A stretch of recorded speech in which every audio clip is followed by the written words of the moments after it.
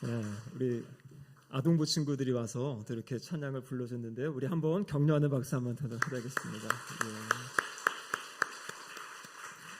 주중에도 열심히 연습하는 소리를 제가 잘 들었는데 오늘 약간 떤 것 같지만 그래도 아주 잘하였습니다. 함께 기도하시겠습니다. 하나님 아버지 감사드립니다. 이 시간 하나님 말씀을 듣기 원합니다. 성령 하나님 이곳 가운데 친히 임재하여 주시고 우리 각 심령 가운데 말씀하여 주시옵소서. 설교를 통해 선포되어지는 말씀이 하나님이 오늘 나에게 주시는 말씀으로 들려지게 하시고 우리의 마음과 심령을 울리며 우리의 삶이 주님 말씀에 순종하는 삶으로 변화되게 하여 주시옵소서. 말씀을 선포하는 설교자 입술을 주장하시사 하나님의 뜻이 온전히 드러나도록 역사하여 주시옵소서. 예수님의 이름으로 기도드립니다. 아멘. 한 주간 잘 지내셨습니까? 19세기에 이 남태평양의 특별히 바누아투라는 지역에서 사역하셨던 선교사님이 계십니다. 존 패튼이라는 분인데요. 이 스코틀랜드에서 이제 출신으로 이 남태평양에서 사역을 하셨습니다. 그리고 선교사님이 자신의 사역을 마무리하고 자신의 자서전을 남기셨는데요. 그 자서전에 내가 선교사가 될 수 있었던 결정적인 이유를 아버지의 작은 방 때문이었다라고 책에 기록하고 있습니다. 이 선교사님의 아버지는요, 양말을 만들어서 그렇게 생계를 유지하던 넉넉하지 않은 그런 형편의 일반적인 가정이었습니다. 그런데 이 아버지가 집의 한 방을 따로 구분하시고요, 그 방에 들어가서 기도하셨다라고 이야기해요. 그래서 이 존 패튼 선교사님은 어릴 적부터 아버지가 그 방에 들어가서 자녀들의 이름을 불러가면서 자녀들을 위해 기도하였던 그 기도의 소리를 듣고 자라났다고 이야기합니다. 그분의 책에는 이러한 기록이 있습니다. 아버지가 기도의 방에서 나오실 때 그 얼굴에 감돌던 거룩한 빛을 나는 잊을 수가 없다. 내 생에 유혹이 찾아오고 신앙이 흔들릴 때마다 나를 붙들어준 것은 어떤 신학적인 공부가 아니라 기도의 방에서 나오던 내 아버지의 빛나는 얼굴이었다라고 이렇게 기록하고 있습니다. 기도하고 나오시던 그 아버지의 모습, 여러분 그것이 바로 이 존 패턴 선교사님을 선교사로서 사역할 수 있게 한 중요한 계기가 되었다라고 이야기하고 있습니다. 여러분 오늘은 어린이 주일입니다. 제가 이렇게 보니까요 어린이들이 없어요, 그렇죠? 어린이들을 키우고 양육하는 우리 부모님들을 향한 말씀 메시지를 나누려고 합니다. 여러분 자녀 교육에 있어서 참 중요한 것, 자녀를 양육하는 데서 중요한 것은 아마 교육일 것입니다. 그래서 우리 한국 민족만큼 이 교육의 열성인 또 그런 나라가 없죠. 교육은 참 중요합니다. 또한 우리 자녀들이 살아가는 데 있어서 물질 또한 필요합니다. 여러분 하지만 그 무엇보다도 중요한 것이 무엇이겠습니까? 그것은 바로 신앙의 유산을 물려주는 것입니다. 하나님이 살아계시고 예수 그리스도께서 우리를 위해 피 흘려 십자가에 죽으시고 부활하신 그 살아계신 하나님을 믿는 믿음을 남겨주는 것, 여러분 이것이 바로 우리가 우리의 다음 세대에게 해줄 수 있는 가장 소중한 유산인 줄로 믿습니다. 오늘 우리가 읽은 시편 105편은요 하나님을 찬양할 것을 이야기합니다. 하나님께 감사하며 하나님이 행하신 일을 모든 사람들에게 알려라. 특별히 다음 세대, 자녀 세대에게 알릴 것을 말씀하고 있는 그러한 시편입니다. 오늘 이 말씀을 통해서 우리의 가정에서 또 우리가 우리 교회에서 다음 세대에게 남겨야 될 믿음의 유산이 무엇인지를 함께 살펴보도록 하겠습니다. 여러분 첫 번째로는요, 믿음의 일들을 말로 남겨야 됩니다. 믿음의 일들을 말로 남겨야 됩니다. 오늘 본문 1절과 2절에 보면 이렇게 기록되어 있습니다. 여호와께 감사하고 그의 이름을 불러 아뢰며 그가 하는 일을 만민 중에 알게 할지어다. 그에게 노래하며 그를 찬양하며 그의 모든 기이한 일들을 말할지어다. 그럼 여기 보시면은요, 찬양하라, 말하라, 노래하라 이렇게 이야기하고 있는데요. 그럼 우리가 찬양을 이야기할 때 찬양을 노래에 그러니까 의미 있는 것으로만 생각하는데요. 사실 여러분 하나님을 찬양하는 것 중에 하나가 우리가 음을 붙여서 노래를 부르는 것입니다. 하나님을 찬양하는 또 다른 방법은 무엇이냐면 하나님이 하신 일을 우리의 입으로 고백하는 것이에요.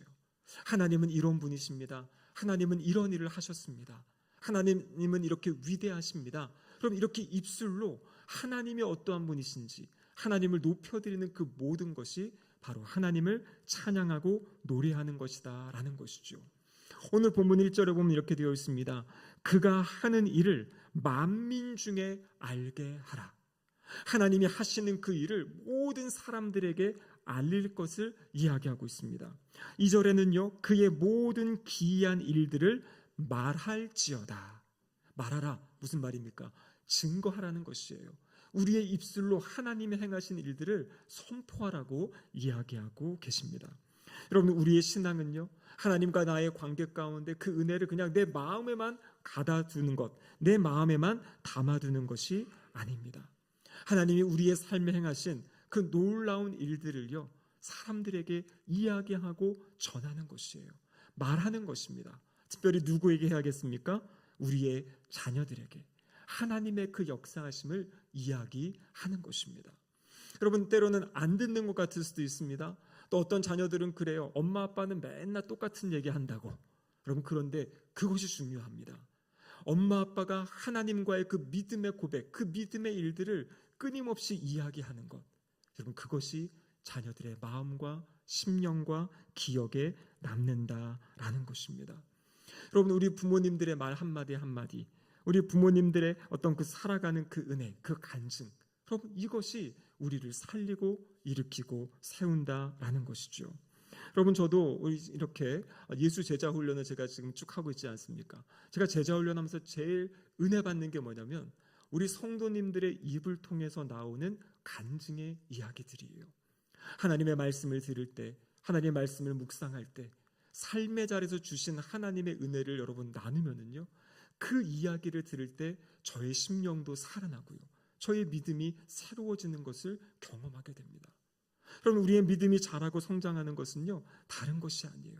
끊임없이 하나님이 어떠한 일을 행하고 계시는지, 하나님이 나의 삶에, 나의 옆에 있는 우리 성도의 삶에 무슨 일을 행하고 계시는지를 들을 때 우리의 심령이 살아나고 우리의 믿음이 자라난다라는 것입니다. 여러분, 세상에 나가 살 때 자신 있게 말하세요. 어떤 일이 있을 때, 좋은 일이 있을 때, 하나님의 은혜입니다. 하나님이 나에게 이런 일을 하셨습니다. 여러분, 사실 세상 분들에게 성경의 이야기를 이야기하면요, 그분들은 별 관심이 없습니다. 듣지도 못해요. 그런데 내가 살아가면서 경험하는 하나님의 은혜를 나누게 되면요, 사람들은 우연히 일어난 일이다, 운이 좋았겠지라고 이야기할 수 있는 부분이, 나는 하나님께서 나에게 이러한 은혜를 주셨습니다. 하나님이 나와 이렇게 함께 해주셨다라고 고백하는 우리 성도님들 되시기를 축복합니다. 자, 가끔 우리 성도님들이랑 이야기해 보면요, 분명히 하나님이 그 자리에 역사하셨는데 그것을 하나님이 하셨다라는 것을 이야기하는 것을 되게 조심스러워하시고, 그리고 되게 이렇게 말을 잘 못하시는 분들이 계세요. 그러면서 그냥 뭐 다른 표현들을 막 하시는데요, 여러분, 그렇게 하지 마시기 바래요. 다른 사람이 뭐라 그래도 내가 하나님이 나에게 주신 그 감동, 나에게 주신 은혜가 있다면은요, 그것을 고백하고 선포하는 것이에요. 이것은 나를 높이는 것이 아니라 하나님의 역사하심을 증거하는 것입니다. 우리의 자녀들에게도 그러한 이야기들을 나눌 수 있어야 됩니다. 몇 년 전에 제가 교회를 이렇게 옮겨갈 상황이 되었습니다.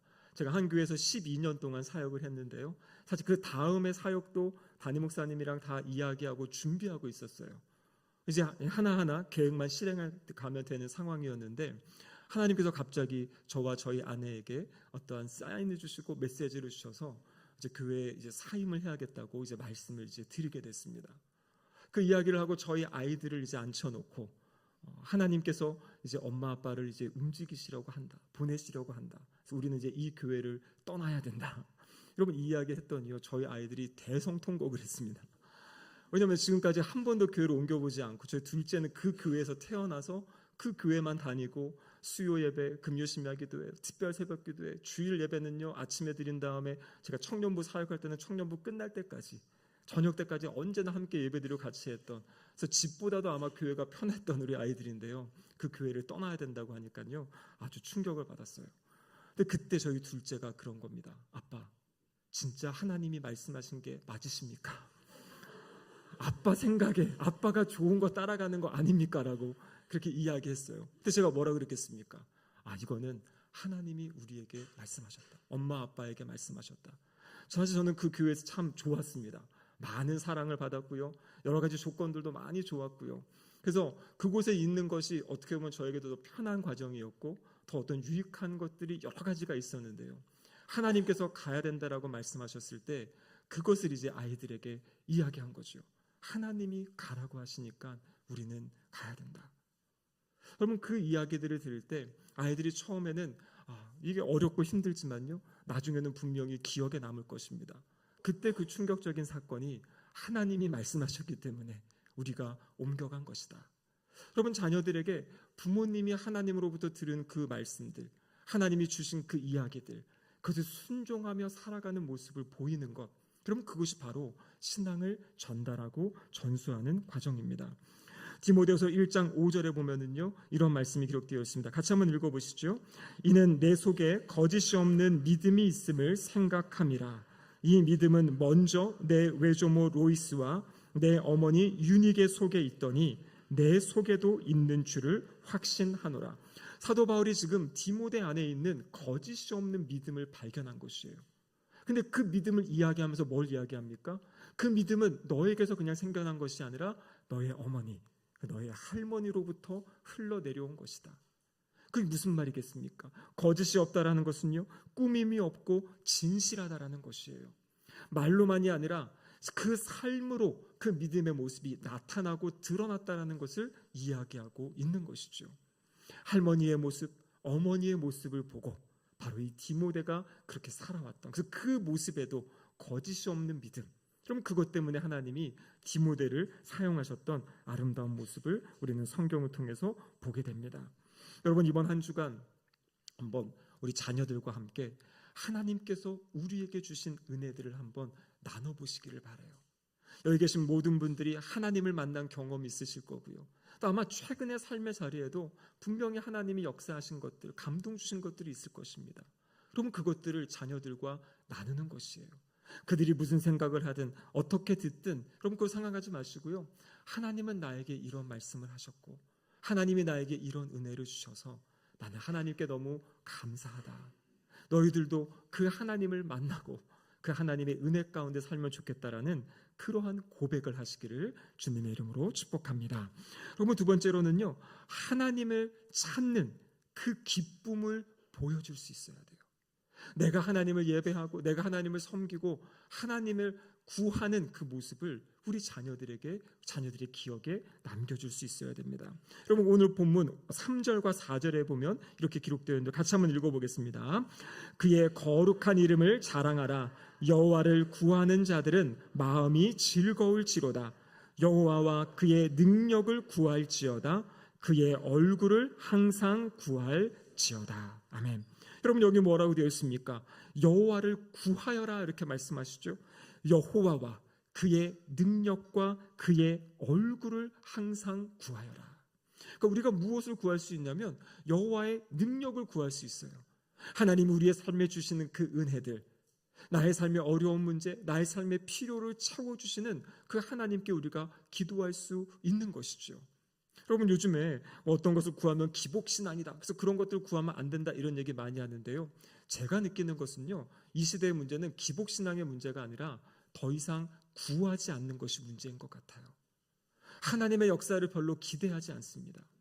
모든 생각이 그냥 우리의 이성의 틀 안에 갇혀가지고요, 내가 계산해 봤더니 이것은 가능한 것 같고 이것은 안 될 것 같고 이런 생각으로 우리가 살아가는 것 같아요.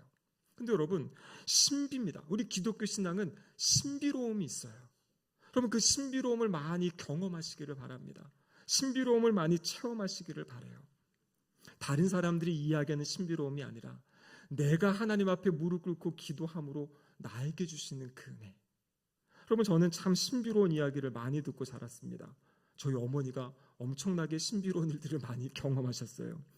다른 사람이 그런 얘기하면요, 제가 이상한 사람으로 생각하고 이단 같아 이렇게 할 것 같은데요, 저희 어머니의 삶을 알기 때문에 어머니가 경험하신 것을 이야기할 때 그럼 그것이 그냥 믿어지고 받아들여지는 거예요. 그 이야기들이 들려질 때 하나님이 그렇게 일하시는구나, 인간의 생각을 뛰어넘어서 인간의 계획과 인간의 어떤 이 조건을 뛰어넘어 일하시는 분이 내가 믿는 하나님이구나. 나의 생각의 틀로 가두지 않고 하나님이 행하신 일을 기대하는, 그럼 그것이 어떻게 생기는 겁니까? 하나님을 구할 때, 하나님의 은혜를 구할 때. 근데 오늘 본문에 보면요, 그 능력을 구하는 것만이 아니라 앞에는 뭐라고 이야기합니까? 여호와를 구하여라. 여호와의 얼굴을 구하여라. 여러분, 여기서 얼굴을 구한다는 것은요, 바로 하나님 그분을 구한다는 것이에요. 나의 어떠한 필요를 구하는 것만이 아니라, 그럼 그것도 중요합니다. 하지만 더 중요한 것은 무엇이냐면 하나님 그분을 구하는 것이에요. 하나님의 임재를 구하는 것입니다. 하나님이 나와 함께하여 달라고, 하나님 나와 동행하여 달라고, 그리고 하나님이 나의 삶에 찾아오셔서 내가 정말 하나님과 교제하고 싶습니다. 하나님 더 사랑하고 싶습니다. 하나님 더 알아가고 싶습니다. 여러분, 그렇게 하나님을 구하는 그 모습, 여러분, 그 모습이 우리 자녀 세대에게 전달되어진다라는 것이에요. 여러분, 제가 저의 신앙을 돌아볼 때에도요, 문제가 있을 때 기도원에 가서 기도한다든지, 아니면 때로 작정하고 기도한다든지, 금식하며 기도하는 것, 여러분, 이것은 제가 봤을 때 교회에서 저에게 가르치는 것은 없었던 것 같아요. 그런데 저희 부모님의 그 모습, 문제가 있을 때마다 기도원에 가서 기도하시고, 산에 가서 산기도하시고, 그리고 문제가 있을 때마다 금식하시면서 하나님의 은혜를 구하셨던 그 모습, 제가 돌아봤을 때 저희 부모님이 저에게 너 금식해라, 너 기도원 가라 이야기하신 적이 한 번도 없었어요. 근데 저의 삶을 돌아보면 제가 알아서 문제가 생기고 제가 하나님의 도움이 필요할 때에는 그렇게 행동을 하는 것이에요. 왜 그런 겁니까? 부모님이 삶으로 보여주신 거예요. 힘들고 어려울 때 하나님의 전에 나가서 무릎 꿇으시고 하나님께 간구하고 기도하는 그 모습, 그래서 하나님께서 그 상황들을 이겨나갈 수 있는 힘을 주시고 그것들을 감당해내셨던 그 모습을 보면서 저도 그 문제가 있을 때, 저도 그 상황에 처할 때 하나님 앞에 무릎 꿇게 된다라는 것입니다. 저희 어머니는 그런 이야기를 하실 때가 있어요. 새벽 기도를 하는데 너무나 피곤하고 힘들 때는요, 교회 앞에 가서 그냥 교회 문을 한번 찍고 집으로 오셨다 그래요. 저희 어머니는 어릴 때부터 이제 피아노 학원을 하시고 이제 계속 일을 하셨거든요. 저희 어릴 때는요, 이게 오전 오후반 있지 않았습니까? 그러니까 오후반 있는 아이들은 아침에 와서 피아노 배우고, 또 오전반인 아이들은 오후에 하고, 아이들 다 가르치고 집안 청소하고 밤 되면 산에 가서 산기도 하시고 새벽에는 새벽기도 갔다 들어오시는 그런 삶을 사셨거든요. 여러분, 그 모습을 보면서 힘들고 어려워도 하나님의 전을 사모하고, 그래서 막 저에게 주시는 간증이, 엄마가 그 새벽에 가서 기도하고 있는데 제가 3-4살 때 그냥 탁탁 걸어가지고 막 교회를 찾아와서 엄마를 찾아왔던 뭐 이야기도 해주시고, 그러면 이런 이야기들이 하나님의 은혜 가운데 내가 살아가고 있구나, 하나님의 보호하심 가운데 내가 자라왔구나, 그러면 그 마음들을 우리 자녀들에게 심어주게 되는 겁니다. 그래서 중요한 것은 무엇이냐면 우리가 하나님의 은혜를 구해야 돼요. 하나님의 얼굴을 구해야 됩니다. 하나님의 얼굴을 사모해야 돼요. 우리가 작년부터 성령의 능력으로 부흥하게 해달라, 말씀의 능력으로 부흥하게 해달라. 여러분, 제가 말씀드렸죠. 여기서 말하는 부흥은 무엇입니까? 하나님의 찾아오심, 하나님의 임재하심을 구하는 거예요. 우리가 모여서 예배 드릴 때마다, 말씀 읽을 때마다 하나님이 우리 가운데 찾아오셔서 일하시고 역사하시는 것을 사모하는 것, 하나님을 구하는 것이 여러분 부흥을 구하는 것입니다. 우리의 삶에 그렇게 하나님을 구하는 체험들, 하나님이 나의 삶에 찾아오셔서 일하신 역사들, 여러분 그것을 우리가 고백하고 선포하고 또 그 모습을 보고 우리의 자녀들이, 우리의 다음 세대가 주님 앞에 나올 줄로 믿습니다. 우리의 믿음의 조상인 다윗, 놀라운 고백을 하죠. 시편 27편 4절의 말씀인데요, 같이 한번 읽어보겠습니다.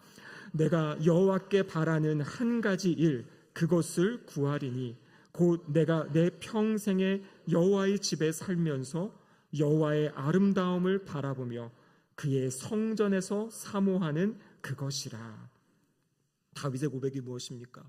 내가 바라는 한 가지 일이 여호와의 성전에 살면서 주님의 아름다움을 바라보고 주님을 사모하는 것이다.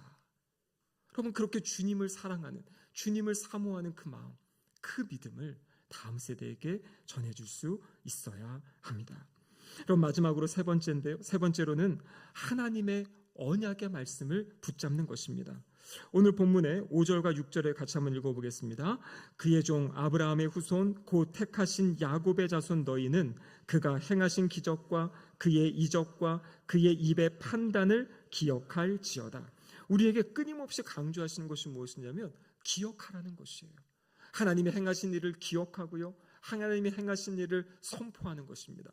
여기 기억한다라는 것은 어떤 머릿속으로 회상하고 추억한다는 의미가 아니라 하나님이 행하신 일을 기억하기 때문에 오늘 나의 삶의 자리에 하나님이 일하실 것을 소망하면서 주님을 붙잡고 순종하는 삶을 살아가는 것. 그럼 그것이 바로 주님의 은혜를 기억하라는 것의 내용입니다. 근데 더 중요한 것은요, 오늘 마지막 8절에 보면 이런 말씀이 있습니다. 그는 그의 언약 곧 천대에 걸쳐 명령하신 말씀을 영원히 기억하셨으니, 하나님께서 하나님의 언약의 말씀을 기억하신다 이야기하고 있어요. 하나님께서 아브라함에게 주신 그 약속, 모든 민족이 너를 통해 복을 받을 것이다. 여러분, 그 복의 내용이 무엇입니까? 모든 민족이 하나님을 알고 구원받게 될 것이다. 구원의 은혜의 약속을 주신 거잖아요. 여러분, 여기 있는 우리 모두에게도 하나님이 그 은혜의 약속을 주신 줄로 믿습니다. 우리의 믿음을 통해서 우리의 다음 세대가 일어날 것이고요, 우리의 자녀의 세대가 믿음의 세대로 살아갈 것을 하나님께서 약속하셨어요. 그럼 그 약속을 믿고 그 약속을 붙잡고 기도하시기를 바랍니다. 지금은 연약해 보일 수도 있고요, 지금은 잠시 방황해 보이는 우리의 자녀들, 다음 세대가 있을 수 있습니다. 하지만 분명한 것은 무엇이냐면요, 우리가 함께 기도하고 우리의 믿음을 지키며 우리의 신앙을 자녀들에게 이야기하고 말하고 증거할 때 그들이 주님 앞에 나오고 돌아올 줄로 믿습니다. 여러분, 이 구원의 역사는 하나님의 역사예요. 우리가 할 수 있는 것이 아닙니다. 내 마음대로 우리의 자녀의 마음들을 움직일 수가 없잖아요.